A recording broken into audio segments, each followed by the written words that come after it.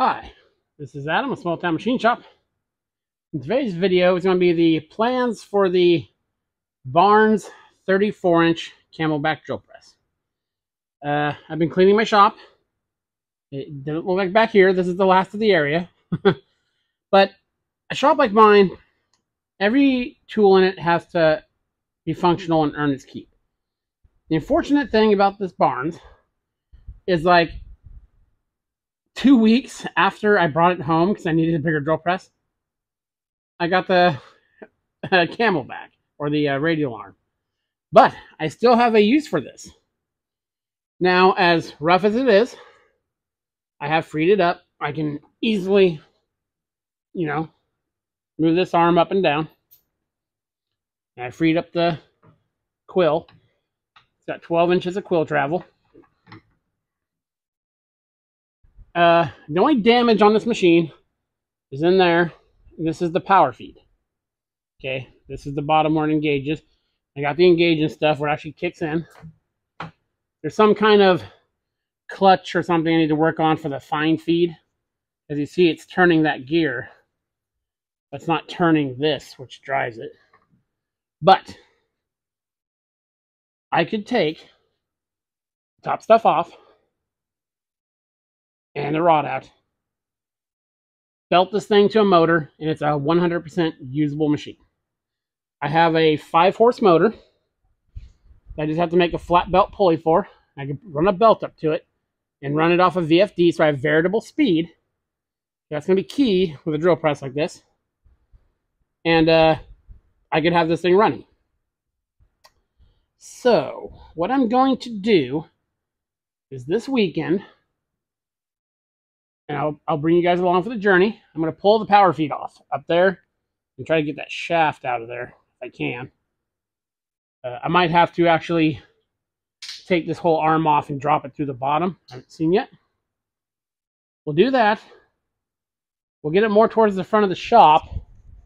We'll get her cleaned up a bit.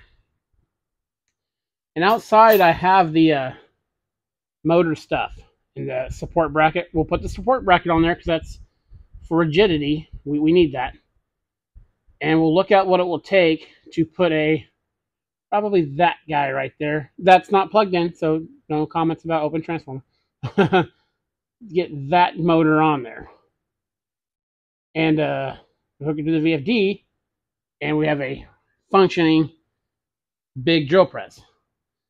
The work envelope for this drill press is quite extensive.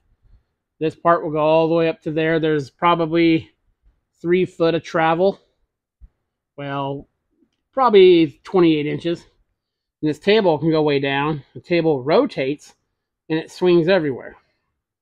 So my plan for this machine is to twist it around, clear all this stuff out, put it kind of next to the radial arm drill. That way, if need be, I am going to anchor it down.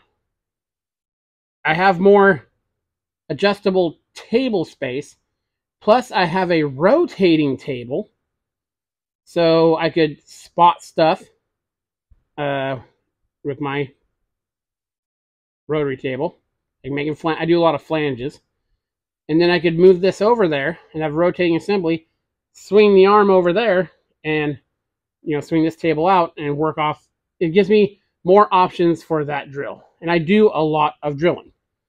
I do a lot of pad eyes, lifting plates, stuff like that. So that'll get me the most use out of this machine. I am a lover of drill presses. I love drill presses. And you've seen plenty of drill presses on this channel. And I love camelback drill presses. Now, I'm not going to get rid of the power feed stuff, and we will look at, there's some broken teeth on a gear up there, but I have gears I can make work. We're not going to get rid of that or trash it. We'll see what it will take to get it fixed, because I'd love to have the power feeds for the quill back on here, of course. But this will get it usable and, in action. I had to scoot it back here. It's kind of blocking the lathe right now because I needed room to clear some stuff out of here this weekend. So that is what we are going to do. And it shouldn't take too much. So I'm hoping, because I don't want to disrupt the original stuff, so the motor might be off to the side or something like that. Or we might do something really inventive to drive that. We'll see. I know some people are saying, you have that huge drill, you wouldn't bother with this, but I think this will come in handy, and I just like it. So it's going to be in my shop because I like it. So so we'll start that probably Saturday, and this will be the thing for the next couple videos, is getting this cleaned up, because I really need to get the big Brown and Sharp mill. I want all the big tools in the front of the shop. So the big LeBlancs back there, we got the big drill press. This will be turned around, and sitting this way will be the big Brown and Sharp. That way, if I have to bring something in big with my forklift, I can set it on any of the big machines. Then back here is the smaller stuff, and we can fit it back there. Yeah, very cool. And if any of you happen to know anything about the fine feed on this and what's in there, I mean, we'll get to see it together here in a couple days. That'd be most cool. Yeah, I mean, this has a huge table. I mean, it's probably 30 inches. So we're going to put it to work. Okay, this is Adam from Small Town Machine Shop. Please comment, like, subscribe, and thanks for watching.